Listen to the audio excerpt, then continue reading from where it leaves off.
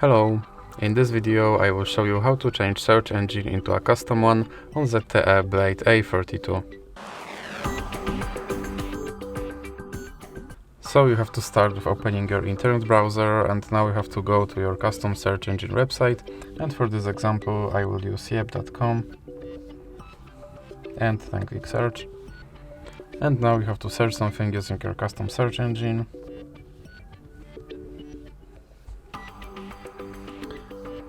And after that you can click on the three dots icon and then go to settings and click on search engine, and in recently visited you should have now yep.com option, so you can select that and then click back. And as you can see, my search engine is now set to Yep. So that's it for this video. If you liked it, please remember to leave like and subscribe.